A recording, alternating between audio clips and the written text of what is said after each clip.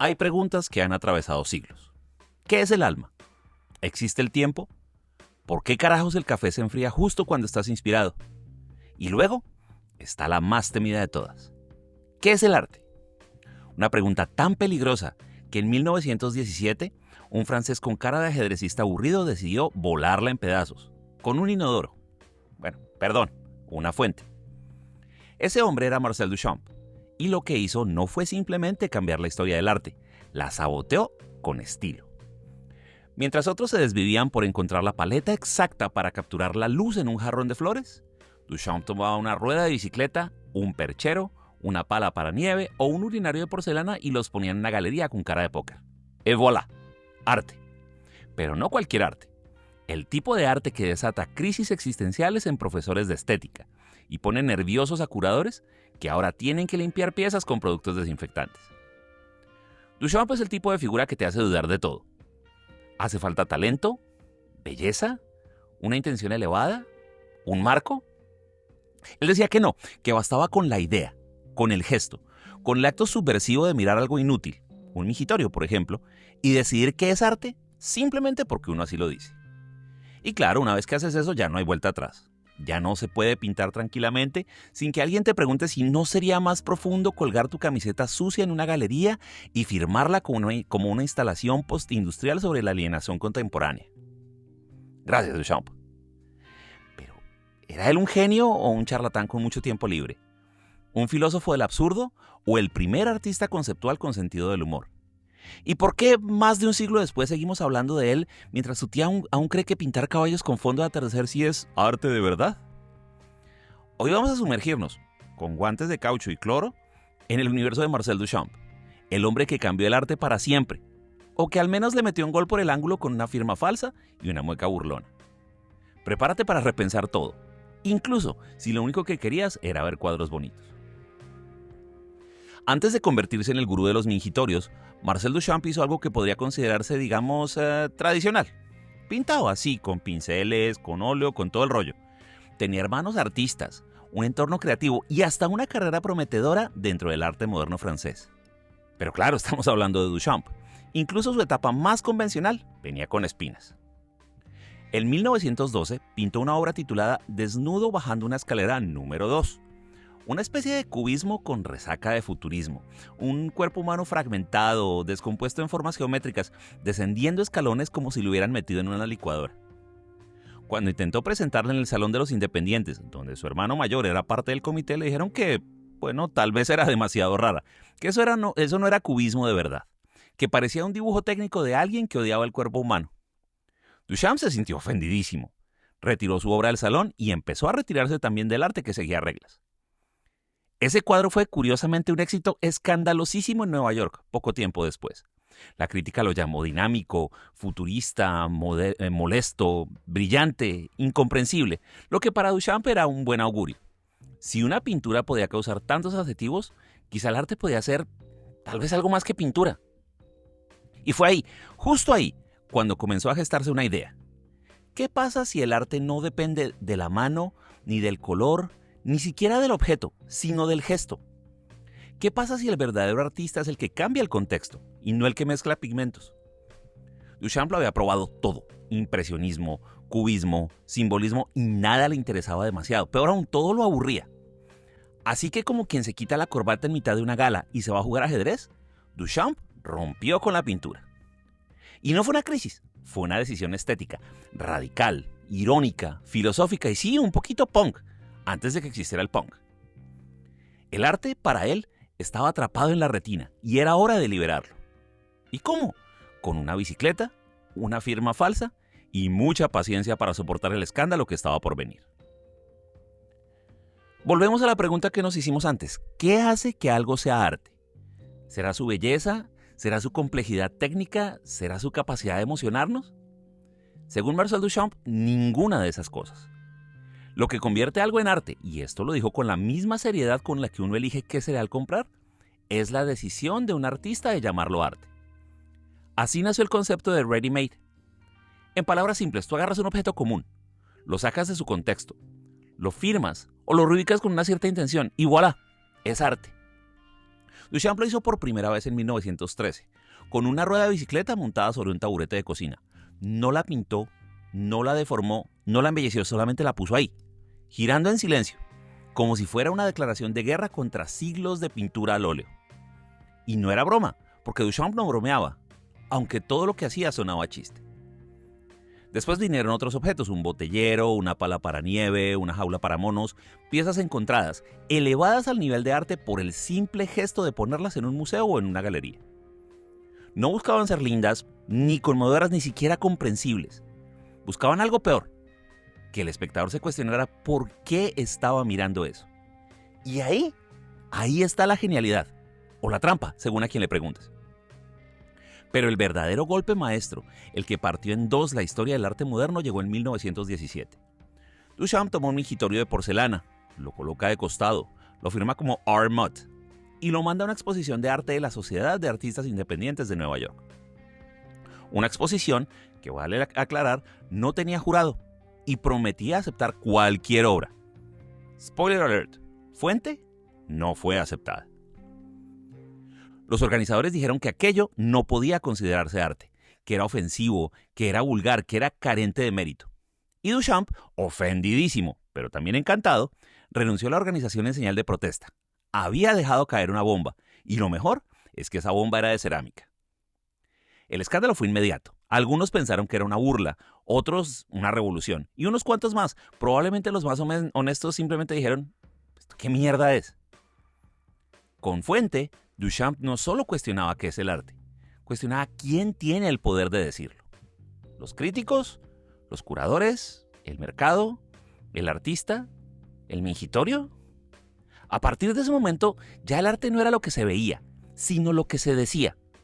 Y el mundo nunca más volvió a estar tranquilo, especialmente los encargados de limpiar los museos. Lo interesante de Fuente no es que sea un urinario, no es que sea un mingitorio. Lo interesante es todo lo que pasó después. En su momento, el objeto fue rechazado, fue ocultado, incluso fue olvidado por un tiempo. De hecho, la pieza original se perdió. Hay quien dice que fue tirada a la basura por alguien con demasiado sentido común. Y las que vemos hoy en museos son reproducciones hechas décadas después, a pedidos de coleccionistas que querían tener una copia del objeto que no era arte hasta que lo fue. Porque eso es lo maravilloso, si lo quieres ver así como lo diabólico de Duchamp. Su obra se volvió leyenda precisamente por haber sido rechazada. Y el rechazo se volvió parte de la obra. El escándalo, la indignación, el debate, todo eso formó un nuevo tipo de belleza, la del conflicto intelectual.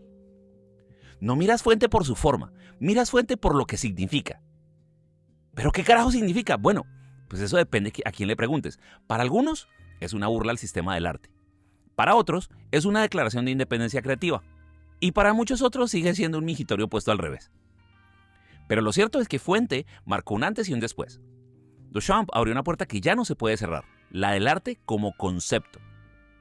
Y desde entonces ya no basta con tener técnica, ya no basta la inspiración, ya no basta el talento. Ahora también hace falta tener una idea. Aunque esa idea sea, ¿y si firmo esto como arte solamente para ver qué pasa?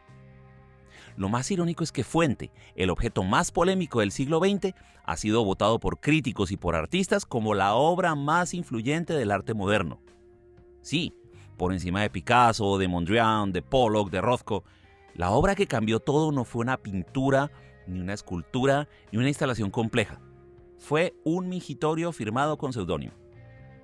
¿Y sabes qué es lo más irónico? Que hoy una réplica de esa misma pieza se exhibe con reverencia en museos de prestigio, con iluminación controlada, vitrinas de seguridad, guardias cerca y placas doradas. Como si el chiste al final se lo hubieran tomado en serio. Duchamp tiene que estar riéndose desde el más allá. O jugando una partida de ajedrez que para él era lo mismo que hacer arte, pero sin tener que explicárselo a nadie. Después de Fuente y sus demás ready-mates, uno pensaría que Duchamp se iba a poder aprovechar el escándalo para construir una carrera de provocaciones seriales, que se iba a dedicar a llenar museos de ventiladores, de botes de pintura vacíos, de envoltorios de caramelo, cada uno acompañado de un título enigmático y una mirada altiva. Pero no, Marcel Duchamp tenía un plan aún más desconcertante. Desapareció. Y no es que se haya escondido exactamente, lo que hizo fue aún más jodido, más desconcertante. Se retiró voluntariamente del circuito artístico y se dedicó a jugar ajedrez. Así, sin trauma, sin drama. El tipo que acababa de dinamitar el concepto tradicional del arte, colgó el pincel y tomó el peón. Y durante años fue visto en torneos, en cafés, en parques, jugando partidas complejas, anotando movimientos con la misma seriedad con la que otros estudian tratados filosóficos. Muchos creyeron que él había renunciado al arte, que simplemente se había aburrido, o que lo suyo simplemente había sido una fase. Pero no, Duchamp nunca dejó de hacer arte. Lo que dejó fue de producirlo visiblemente, porque su verdadera obra, su pieza maestra, era mucho más ambiciosa: instalar la duda como forma de creación.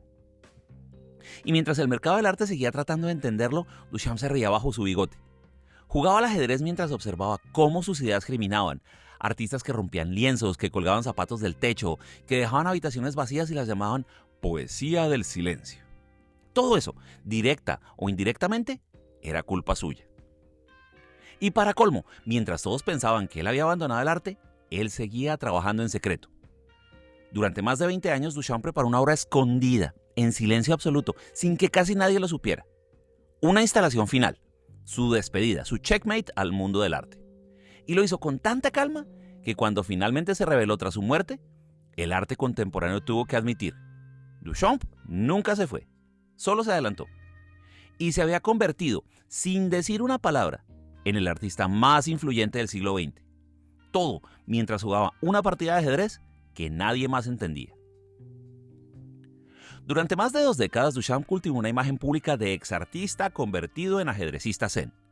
Sonreía en entrevistas, asistía a inauguraciones ajenas y hablaba del arte como quien comenta el clima, sin demasiado entusiasmo, y sin embargo, estaba tramando algo. En secreto, y con la complicidad de unos pocos amigos, rodeado de cajas de madera, motores, bombillas y telas, Duchamp construyó en su estudio en Nueva York lo que sería su obra póstuma. Étant donné, la chute d'eau, 2, le gas de l'éclairage.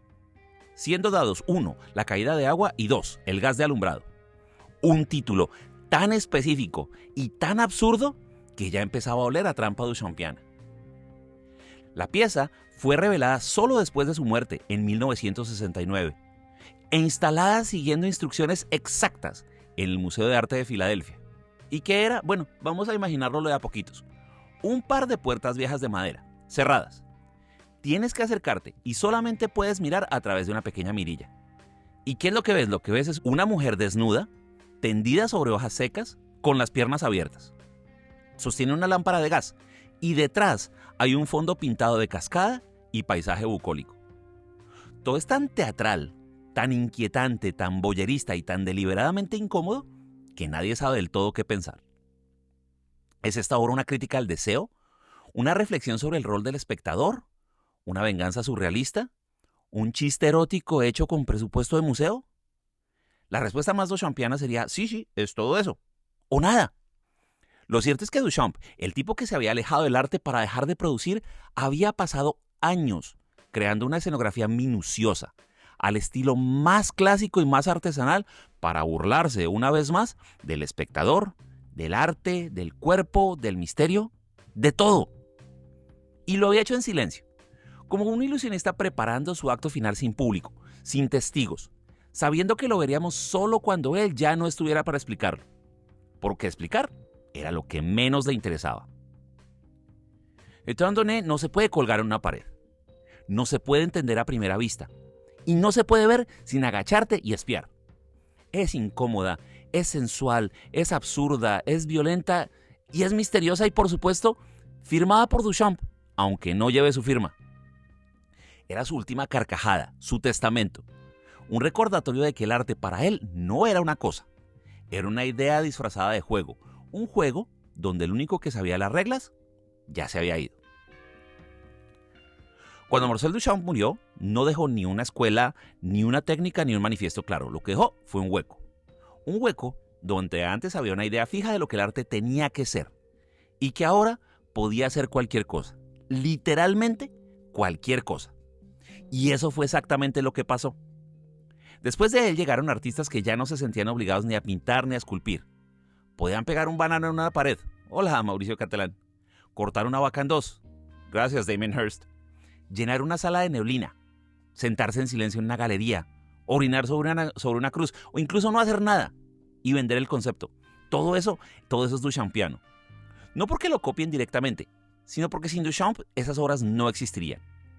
Él plantó la semilla del arte como idea, como gesto, como provocación. Un arte que no necesita técnica, sino contexto. Un arte que no busca gustar, sino incomodar, joder, confundir, dejar pensando, aunque sea un poco. Pero claro, no todo es gloria en su linaje, porque una cosa es romper el sistema con un inodoro en 1917 y otra muy distinta es repetir la fórmula con menos ingenio y más presupuesto. Y ahí es donde Duchamp se vuelve incómodo incluso para sus propios, entre comillas, discípulos. Él no vendía, él no repetía, no buscaba escándalo por el escándalo. Lo suyo era un juego serio, un desafío intelectual, un arte que se reía desde adentro, como un saboteador con smoking. Hoy, en cambio, muchos de sus herederos parecen más interesados en inflar precios que ideas.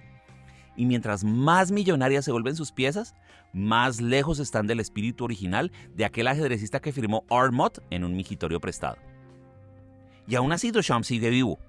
No en sus obras, que son pocas e incluso hasta aburridas para el ojo promedio, sino en la duda que dejó flotando.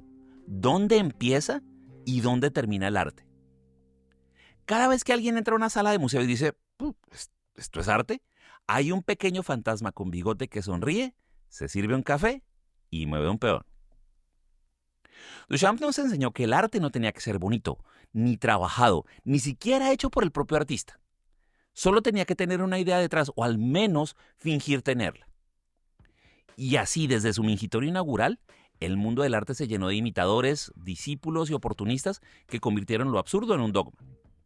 Y aquí hay un top duchampiano, con algunas joyas del postmodernismo que sin duda harían que Duchamp se riera, o al menos dijera, esto ya lo hice hace 100 años. Volvemos a la banana pegada con cinta de Mauricio Catelán. Una banana real, común y corriente, adherida a una pared con cinta gris. Y la venden por $120,000. Un visitante se la comió en la inauguración. Otro hizo una obra comiéndose la banana del otro. Más que arte es como cadena alimenticia. Duchamp diría, está bien, pero le falta algo de porcelana. Una habitación vacía con luces que se prenden y se apagan, de Martin Creed. Una obra que sorprendentemente se ganó el premio Turner. Es literalmente una sala sin nada, donde las luces titilan cada 5 segundos. Es una obra ideal para epilépticos con gusto por lo conceptual. Duchamp diría, pues la instalación eléctrica está buena, pero también hace calefacción. Está El artista invisible de Tom Friedman. Una escultura invisible, entre comillas, hecha de aire. Es nada. Se exhibe con pedestal y todo. Y se vendió por más de $10,000, en donde lo único tangible es el ticket de venta. Y aquí Duchamp diría, el próximo paso es vender la duda. Está esta que, Dios, la mierda del artista, de Piero Manzoni. El tipo enlató sus propios excrementos y los vendió como arte conceptual. Cada lata numerada, y hoy cada lata vale más de $200,000, literalmente oro en caca. Y Duchamp diría, bueno, pues al menos fue honesto con el contenido. Y tenemos otra vez en esta lista a Mauricio Catelán, con su urinario de oro macizo. Sí, hizo otro, esta vez funcional, hecho completamente de oro. Lo llamó América. Se lo robaron y nadie lo encontró. Y aquí Duchamp diría, un urinario, un mingitorio de oro, pues esto es demasiado predecible. Yo hice lo mismo con $5 y con un montón de escándalo. Lo curioso de todo esto es que cada una de estas piezas fue exhibida, fue discutida, fue hasta celebrada por instituciones de alto nivel. Ya no es solo provocación, es sistema, es mercado, es lenguaje. El mundo del arte tomó la ironía de Duchamp y la convirtió en regla. Y así, lo que empezó como una broma con porcelana y una firma falsa, hoy sostiene una industria multimillonaria, donde lo más valioso no es lo que se ve, sino el relato que se cuenta alrededor. Porque al final eso es lo que dejó Duchamp, el permiso para pensar, para incomodar, para reírse y para cobrar por ello. Marcel Duchamp no dejó una obra monumental, no dejó un estilo reconocible, no dejó una firma visible colgada en todas las postales. No hay merchandising con sus cuadros. No hay turistas llorando frente a sus esculturas. Y sin embargo, está en todo. Cada vez que alguien entra a un museo y dice, esto lo hubiera podido haber hecho yo, ahí está Duchamp. Cada vez que una galería cobra miles de dólares por una idea escrita en una hoja de papel A4, ahí está Duchamp. Cada vez que un artista decide no producir nada como forma de protesta, sí, ahí también está Duchamp, sonriendo desde una sombra, incluso tal vez desde un baño. Porque más que un artista, Duchamp fue un gesto, fue una grieta, Fue un recordatorio de que el arte no siempre es consuelo o belleza o expresión. A veces el arte es una pregunta sin respuesta. Y tal vez por eso lo seguimos mencionando más de un siglo después. Porque en un mundo donde todos quieren ser vistos, él eligió desaparecer. Donde todos quieren dejar una obra, él dejó una sospecha. Y donde todos quieren ser comprendidos, él dejó un mingitorio y dijo, ustedes deciden. Eso fue Duchamp, el maestro del doble sentido, el saboteador amable, el tipo que firmó con seudónimo, desapareció por 20 años y aún así logró que el arte moderno orbitara en torno a su silencio. Quizá no era un genio, quizá era un farsante con intuición histórica. O quizá, y esto sí sería tremendamente duchampiano, no importa lo que sea en absoluto. Porque lo que hizo fue abrir una puerta que nadie ha podido volver a cerrar. Y si el arte sigue preguntándose qué demonios es porque un día alguien puso un mingitorio en una galería y nunca más pudimos dejar de mirarlo. Gracias.